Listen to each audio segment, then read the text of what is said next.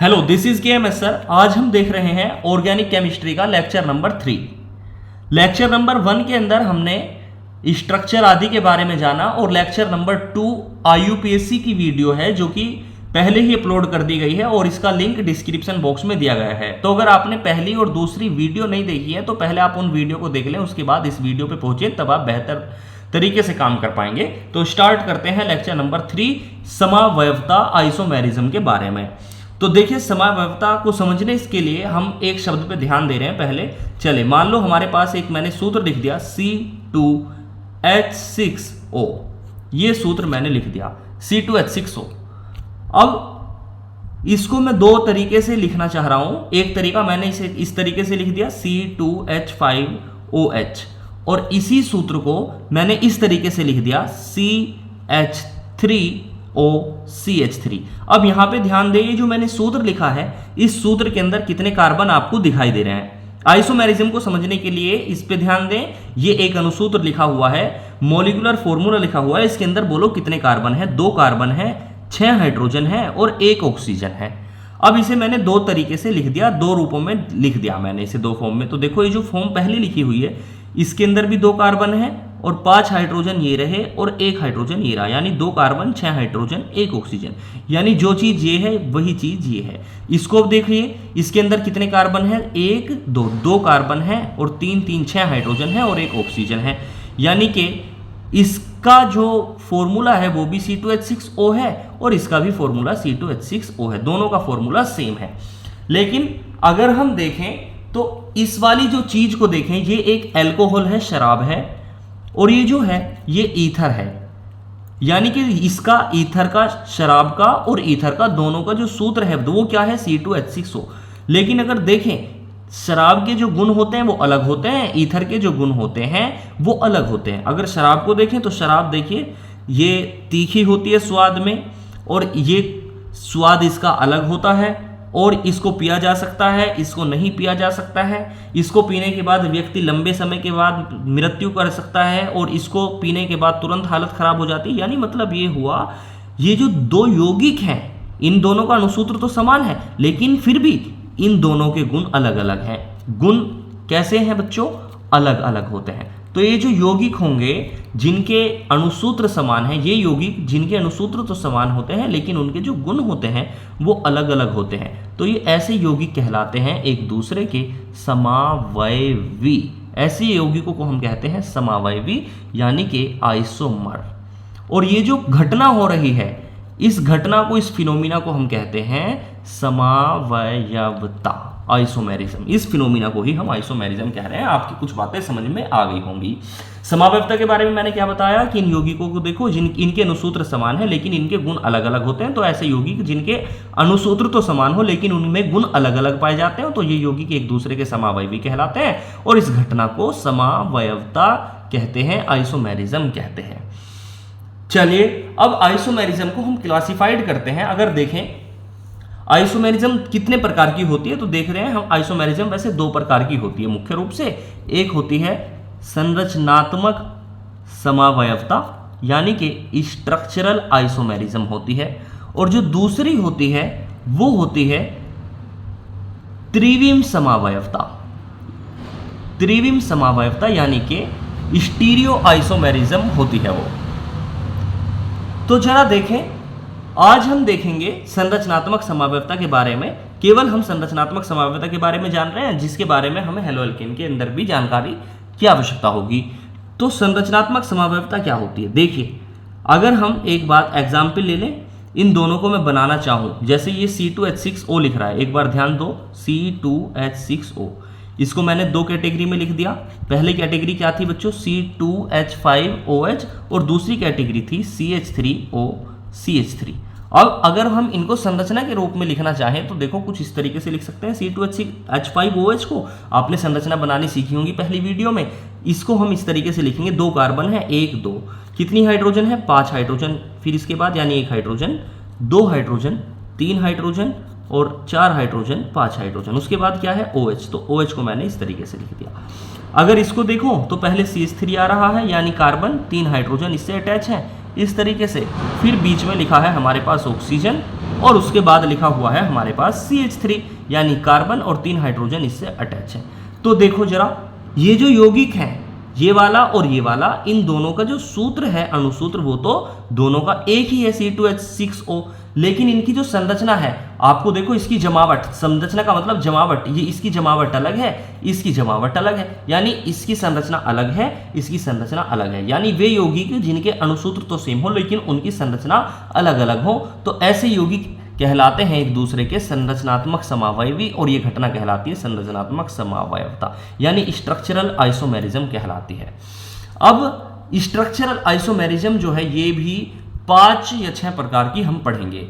तो देखिए, अब देख रहे हैं हम संरचनात्मक समावयवता के कितने प्रकार होते हैं। तो अगर बात करें संरचनात्मक समावयवता, संरचनात्मक समावयवता यानी कि स्ट्रक्चरल आइसोमेरिज्म कितने प्रकार की होती है, तो हम कहेंगे ये मुख्य रूप से अगर देखें तो कई प्रकार की होती है। जैसे एग्जाम्पल लें, सबसे पहले हम कह सकते हैं श्रृंखला समावयवता,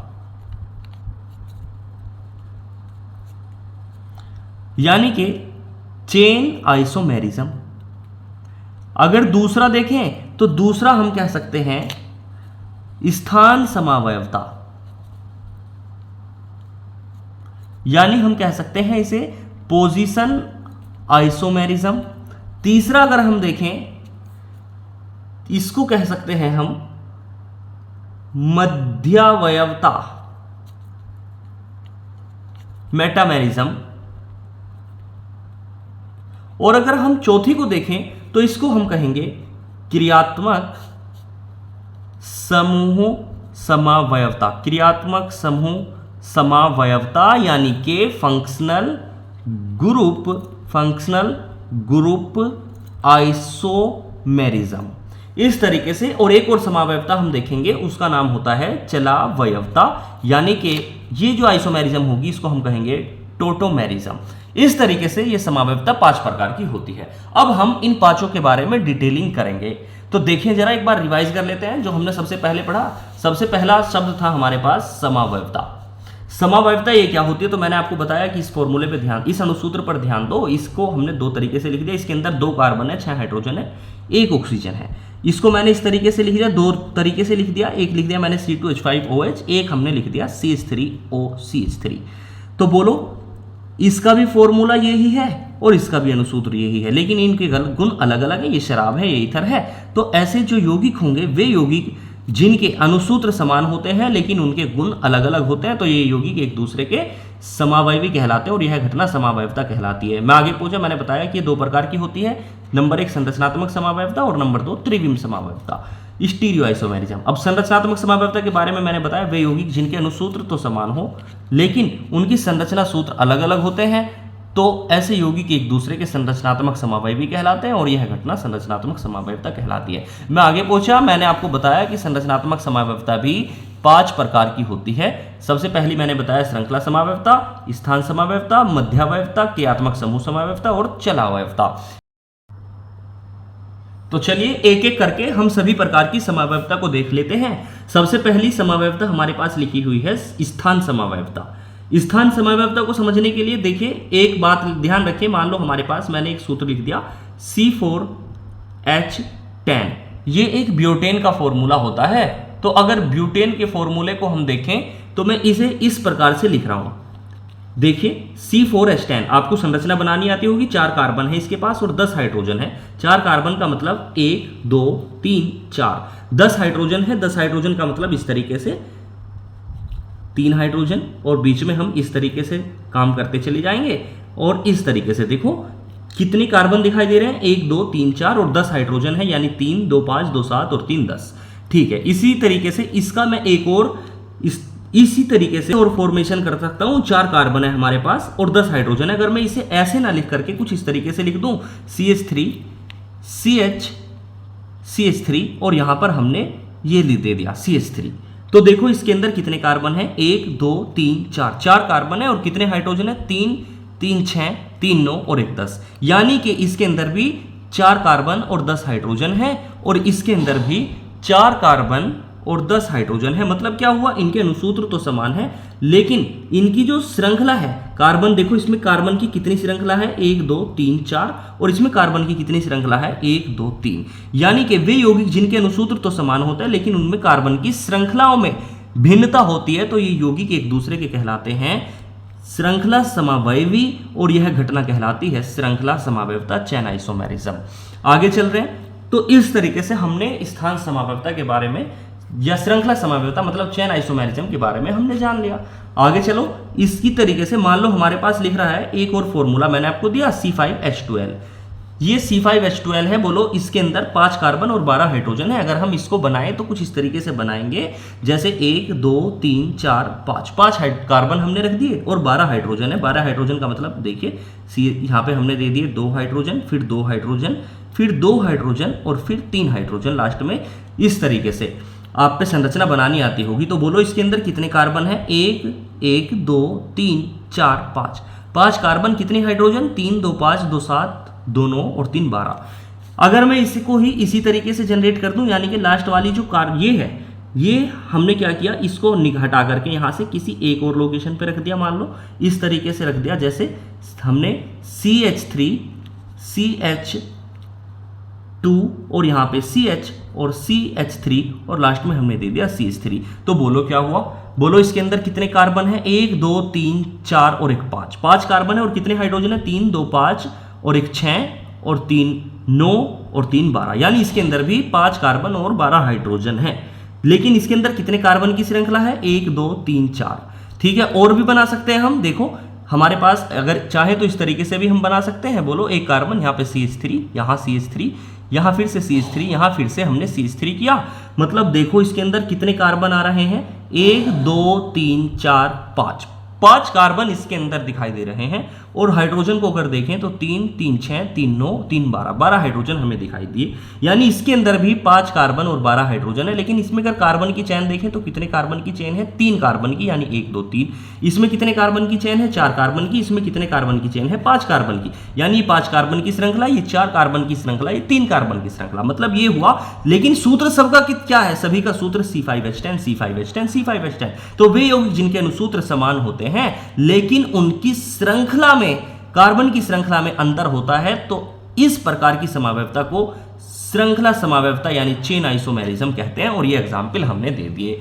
तो आपको ये बातें क्लियर तरीके से समझ में आ गई होंगी। अब हम दूसरे पार्ट पे चलते हैं। दूसरा पार्ट हमारा होता है स्थान समावयवता। तो देखिए, अगर श्रृंखला में अंतर हुआ तो श्रृंखला समावयवता कहलाती है। और अगर किसी डबल बॉन्ड की या ट्रिपल बॉन्ड की या किसी फंक्शनल ग्रुप के स्थान में अंतर हुआ तो उसको हम कहेंगे स्थान समावयवता। मतलब वे यौगिक जिनके अनुसूत्र समान होते हैं लेकिन उनके डबल बॉन्ड, ट्रिपल बॉन्ड या फंक्शनल ग्रुप का स्थान अलग अलग होता है, तो ऐसे यौगिक एक दूसरे के कहलाएंगे स्थान समावयवी और यह घटना कहलाएगी स्थान समावयवता। चलिए एग्जाम्पल देके समझते हैं। जैसे हमारे पास लिखा हुआ है CH3 CH2 CH2OH, ये एक फंक्शनल ग्रुप है एल्कोहल का। बोलो 1 2 3, 3 कार्बन की ये चेन है, इसके अंदर फंक्शनल ग्रुप है एल्कोहल। ये कौन सी लोकेशन पे है, पहली ही लोकेशन पे जुड़ रहा है। और अगर मैं इसे कुछ इस तरीके से लिख सकता हूं, यानी कि CH3 CHOH CH3।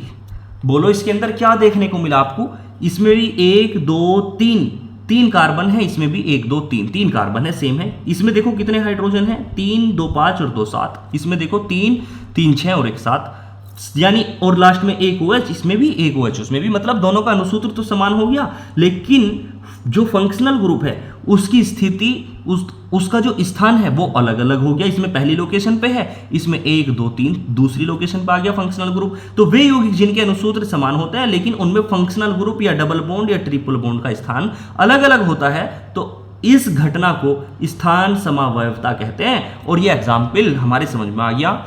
आगे चलिए, इसके बाद तीसरा भाग हमारे पास लिखा हुआ है मध्यावयवता, यानी कि मेटामेरिज्म हम इसे कह सकते हैं। तो देखिए, इसको हम पहले एक एग्जाम्पल देकर समझते हैं। जैसे हमारे पास लिखा हुआ है C4H10O, C4H10O लिखा हुआ है। अगर मैं इसे इस तरीके से लिख दूं, कुछ इस तरीके से, ध्यान दें यहाँ पे CH3 CH2O और फिर हमने लिख दिया CH2 CH3। चेक करो इसके अंदर कितने कार्बन दिखाई दे रहे हैं, 1 2 3 4, 4 कार्बन। हाइड्रोजन देखो कितने, 3 2 5 2 7 3 10, 10 हाइड्रोजन है और बीच में एक ऑक्सीजन है, यानी कि जो चीज ऊपर लिखी है उसे हमने यहां पे लिख दिया। अच्छा, इसी को मैं अगर इस तरीके से लिख दूं, देखो CH3O CH2 CH2 CH3, तो देखो इसके अंदर कितने कार्बन है, 1 2 3 4, 4 कार्बन है और हाइड्रोजन अगर देखें तो 3 2 5 2 7 3 10, 10 हाइड्रोजन है। यानी मतलब ये हुआ इसका भी अणुसूत्र समान है, इसका भी अणुसूत्र समान है।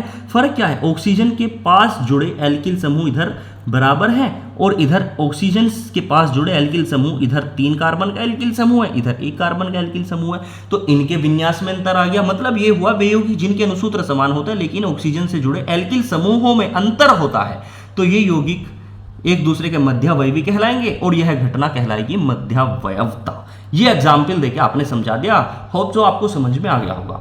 आगे चलिए, इसके बाद एक और हमारे पास लिखी हुई है क्रियात्मक समूह समवायवता। क्रियात्मक समूह समवायवता को अगर समझे तो इसको समझने के लिए भी पहले हम एग्जाम्पल की तरफ मूव कर रहे हैं। ये लो एग्जाम्पल देखिए, हमारे पास लिखा हुआ है C2H6O। C2H6O, इसको मैं दो कैटेगरी में लिख रहा हूं, एक हमने लिख लिया C2H5OH और एक हमने लिख लिया CH3O CH3। ध्यान दे, यहाँ पे ये वही एग्जाम्पल है जो मैंने पहले आपको बताया था। 2 कार्बन C2H6O, देखो इसमें भी 2 कार्बन, 5 हाइड्रोजन और एक 6 हाइड्रोजन इधर और एक ऑक्सीजन, इसमें भी 1 2 कार्बन है, 3 3 6 हाइड्रोजन और एक ऑक्सीजन है। मतलब ये हुआ इसका भी अणुसूत्र इसका भी अणुसूत्र, तो यही है C2H6O, यानी दोनों का अणुसूत्र समान है। लेकिन अगर देखें फर्क क्या हुआ, इसमें जो क्रियात्मक समूह है वो एल्कोहल, ये एल्कोहल क्यों है और ये ईथर क्यों है, तो इसमें जो क्रियात्मक समूह है वो OH है, इसमें क्रियात्मक समूह OH है और इसका जो क्रियात्मक समूह है वो ये है ऑक्सीजन, बीच वाली ऑक्सीजन। तो वे यौगिक जिनके अणुसूत्र समान होते हैं लेकिन उनके जो क्रियात्मक समूह है, इसमें ईथर है, क्रियात्मक समूह क्या है बच्चों, ऐसे बीच में ऑक्सीजन लगी हो तो इसे कहते हैं ईथर, और इसमें इस OH को क्या कहते हैं, एल्कोहल। यानी कि वे यौगिक जिनके अणुसूत्र समान होते हैं लेकिन उनमें क्रियात्मक समूह अलग अलग होते हैं, तो ये यौगिक कहलाते हैं एक दूसरे के क्रियात्मक समूह समवायवती, और इस घटना को हम कहेंगे क्रियात्मक समूह समवायवता, फंक्शनल ग्रुप आइसोमेरिज्म।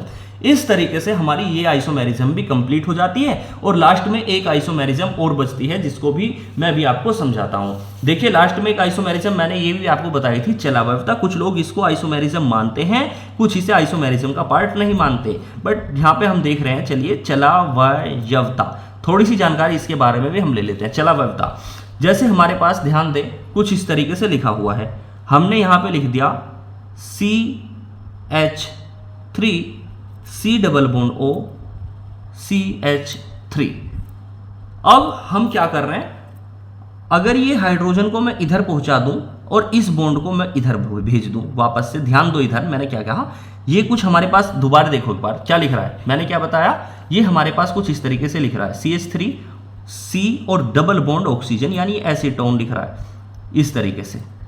अब मैंने क्या किया कि इसके जो हाइड्रोजन है इसको तो मैंने यहाँ पे भेज दिया, जब मैंने यहाँ पे भेजा ऑक्सीजन के पास तो ऑक्सीजन का डबल बॉन्ड जो है वो आके यहाँ पे शिफ्ट हो गया, यानी क्या बन रहा है हमारे पास, देखो जरा अगर देखें तो CH3C और ऊपर का सिंगल बॉन्ड ही रह गया, ऑक्सीजन के पास ये हाइड्रोजन चला गया OH, और इधर क्या बन गया बच्चों, डबल बॉन्ड आ गया इसके पास यानी डबल बॉन्ड, और ये क्या बन गया CH2। इस तरीके से ये जो यौगिक हैं इनमें क्या हो रहा है, यानी हाइड्रोजन चल करके जा रहा है, तो वे यौगिक जिनमें देखो ये कीटोन है और ये एल्कोहल होगा, इनोल है, तो वे यौगिक जिनमें हाइड्रोजन परमाणु जो है वो चल करके जा रहा है, हाइड्रोजन परमाणु चल करके जा रहा है, तो ऐसी समावयवता को हम कहेंगे चलावयवता, टोटोमेरिज्म।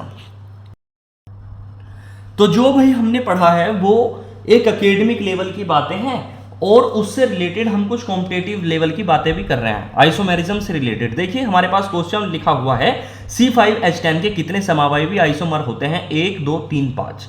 आपसे पूछ लिया C5H10 की जगह इतने सारे लिख रहे हैं, देखो CH4 C2H6 C3H8 C4H10 C5H12, इस तरीके से इतने सारे आइसोमर ये कंपाउंड लिख रहे हैं। पूछ सकता है किसी के भी कि इसके कितने आइसोमर होंगे, कैसे इन्हें याद रखें। तो देखो आज आपको मैं ट्रिक बता रहा हूं याद रखने की। याद रखने की एक बात आपको ध्यान रखना है, इसका जो CH4 है इसका तो कोई आइसोमर नहीं है, यानी कि ये तो अकेला एक ही रहेगा, इसका भी एक ही रहेगा, इसका भी एक ही रहेगा, यहां तक आइसोमर कोई शुरू नहीं होता जब 4 कार्बन की एल्केन होती है, तो उसके अंदर अभी आपने पढ़ा था C4H10 के 2 आइसोमर बने थे। यानी कि आइसोमर बनना, पहली बात तो आपको ये याद रखना है, आइसोमर जो बनते हैं तो वो 4 कार्बन से एल्केन के अंदर शुरू होते हैं। आगे चलिए अब इसके बाद, अब सवाल है कि हम डायरेक्ट आंसर कैसे दें, आइसोमर कैसे पता करें। अब इसके कितने आइसोमर होंगे, तो आपको ट्रिक याद रखनी है 2n-1, बस ये बात याद रखनी है। अब ये इस पे अप्लाई कैसे करें, तो देखो फॉर्मूला क्या है, 2n-1, 2n की जो मान होगा वो पीछे वाले का रखते जाएंगे। बस देखो n का मान कितना है इसके अंदर, पिछले वाले के अंदर n की वैल्यू क्या रहा है 2, तो यहां पे रख दो। यहां तक तो बात आपको याद रखनी है, बाकी इसके अंदर n का मान पिछले वाला रख दो, यानी n का मान कितना है बच्चों, पिछले वाला 2 और -1, यानी 2 दूनी 4, 4 में से 1 गया 3। इसका मतलब इसके आइसोमर बनेंगे 3। तो C5H12 के जो आइसोमर होंगे वो 3 होंगे। चलिए आगे देखते हैं। C6H14, बोलो मान रख दो 2n-1, तो इसके लिए हम मान कैलकुलेट कर रहे हैं। बोलो 2n का मान कितना है, पिछले वाला n कितना है 3, -1, यानी 2 3 अच्छे हैं, 6 में से 1 गया 5, यानी इसके 5 आइसोमर बनेंगे। आगे चलो क्या इसके आइसोमर आप बता सकते हैं, बोलो C17, इसके अंदर बोलो 2n-1, n का मान बताओ कितना है इसके लिए, पिछला 5, यानी 2 × 5 -1, 2 पंजे 10, 10 में से गया 9, इसका मतलब इसके 9 आइसोमर बनेंगे। आगे चलो इसके आइसोमर बोलो कितना होंगे, 2n-1, लेकिन एक ध्यान रखना ये बात, ये जो ट्रिक है ये सब पे अप्लाई नहीं होगी, कहीं कहीं एक्सेप्शन भी होगा। यानी कि इसके अंदर हम क्या करेंगे, बस खाली 2n ही रखेंगे। देखो 2n रख दो, बस इतनी बात ध्यान रखेंगे 8वें के लिए। तो देखो 2 और n की वैल्यू पिछले के लिए कितनी है 9, तो इसका मतलब यानी कि 18 होगी, इसकी वैल्यू 18, यानी इसके जो आइसोमर होंगे वो 18 होंगे। इस पे ये अप्लाई नहीं होगा और इस पे अप्लाई नहीं होगा, ये बात आपको ध्यान रखनी है। चलो आगे बाकी सब पे अप्लाई हो रहा है, इस पे रख के देख लो। बोलो इसके कितने आइसोमर बनेंगे, पेपर में पूछ लिया, 9 कार्बन वाली एल्केन है, तो बोलो क्या करें 2n-1, बोलो तो n की वैल्यू कितनी रखें 2 और n की वैल्यू पिछली है 18, यानी कि 18 -1, यानी कितने हो गए 18 दूनी 36 -1, यानी कि कितने आइसोमर हो गए इसके 35। बाकी ये आपको ध्यान रखना है कि इस पे ये अप्लाई नहीं होगा, इसके आइसोमर आपको ध्यान रखने हैं कि इसके जो आइसोमर है वो 75 बनेंगे, ये आपको ऐसे ही याद रखना है। बाकी आपको सारी चीज़ें याद हो गया होगा, इनकी आपको आइसोमर निकाल के प्रैक्टिस करनी है।